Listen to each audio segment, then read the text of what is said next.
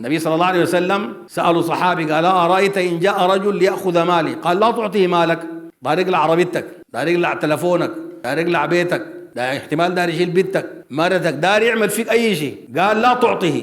فقال رأيت إن قاتلني؟ النبي صلى الله عليه وسلم قال له ذكره بالله أو خوفه بالله في رواية، قال له فإن لم يتخوف أو لم يتذكر أبى يسمع الكلام. يا دور الله قال الرسول قال ما بيسمع الكلام. طيب قال استعن عليه بشنو؟ بمن حولك من المسلمين. قال له ما في مسلمين حولي أو ما في ناس ساعدوني، أنا براي ما في دول وقف معي. قال استعن عليه بالسلطان، كلم الشرطة، كلم الجيش، كلم الأمن. قال له فإن السلطان، ده برضه الحديث صحيح مسلم، فإن السلطان بعيد، الزول ده جاني ودار ياخذ حقي. الرسول صلى الله عليه وسلم قال فقاتلوا، قال له قاتلوا، ما قال له ذكروا بالله، قال له ما نفع، استعين بالناس ما نفع، استعين بالسلطان ما نفع، قال له قاتله. قال له أرأيت إن قتلته؟ قال هو في النار. قال له طيب لو أنا قتلته؟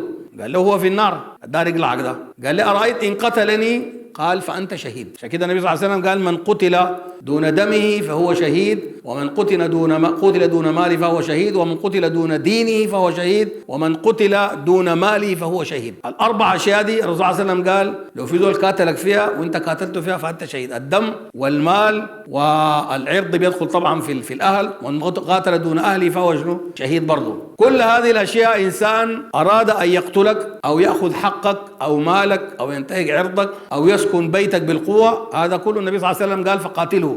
قال له طيب لو أنا قتلته؟ قال هو في النار. ما قال تدفع ديته، ما قال لك والله يدفع ديته اقتل بعدين يدفع ديته، لا أبدا، ولا قال لك قصاص، لا، قال لك هو في النار. هو في النار ليه؟ زي ما عمر بن الخطاب رضي الله عنه جو ناس من هذيل أضافوا رجلا والضيف نزل معهم، فخرجت جارية لهم لتحتطب، عندهم بيت مرقت لقت حطب من الخلا، فقال فأعجبته دار الضيف ده، قال فتبعها فراودها عن نفسها، أراد أن يفعل بها الفاحشة فأبت، حاول يغتصبها فعافسته، لقت فرصة شالت حجر ضربته به ففتت كبده ومات. لما جاء سأل عمر بن الخطاب رسل من شاف رأى المكان الذي تعافس فيه، قال هذا قتيل الله لا يودى، قال هذا قتيل الله لا يودى، ده ما عنده دية. ليه؟ لأنه أراد أن يغتصب هذه المرأة، فلو اغتصبها فلا بد أن يصلب. الله سبحانه وتعالى قال شنو؟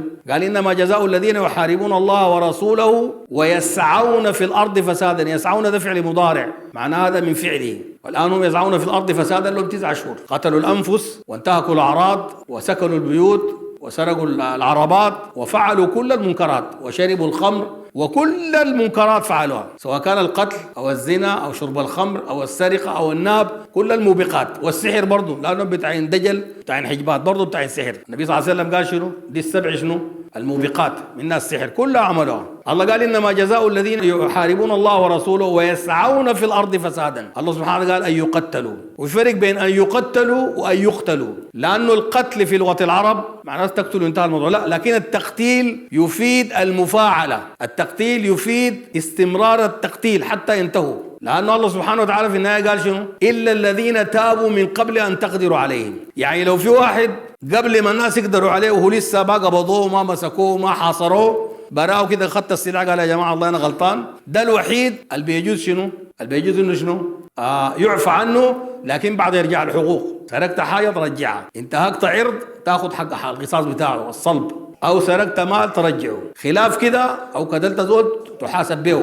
أما لو مع الجوطة وفي النهاية قال أنا تبت والله ورجعت وخدت السلاح، هذا الوحيد الذي شنو؟ يعفى عنه. الله قال كده، هذا كلام الله سبحانه وتعالى، إلا الذين تابوا من قبل أن تقدروا عليه، ما قال تابوا من بعد أن تقدروا عليه، لأنه في واحد بعد ما يقبضوه يقول لك والله أنا كنت مضطر وأنا حاصل لي وأنا أعمل شنو وجوني، لا أبدا، ده ما عنده توبة. ليه؟ لأنه الله قال إلا الذين تابوا من قبل أن تقدروا عليهم. أحاديث كثيرة جدا جدا ذكرها النبي صلى الله عليه وسلم، ومنها حديث الخوارج. الرسول صلى الله عليه وسلم قال من خرج على أمتي يريد أن يشق عصاها، وكما قال وأمرها على رجل واحد فاقتلوه كائنا من كان. الرسول صلى الله عليه وسلم قال اقتلوه. بعض الناس بيتساءلوا يقول لك أي زول بيقاتل بالذات يقاتل السلطان ويخرج بالسلاح على السلطان، النبي صلى الله عليه وسلم قال شنو؟ فاقتلوه كائنا من كان. كائنا من كان معناه شنو؟ لو فلان ابن فلان ولا من القبيلة الفلانية ولا من العزة الفلاني ولا من أبوه الشيخ الفلاني ولا أبوه الأسرة الفلانية، قال فاقتلوه كائنا من كان. قال الكلام ده منه النبي صلى الله عليه وسلم الذي لا ينطق عن الهوى، قال فاقتلوه كائنا من كان. ليه؟ لأنه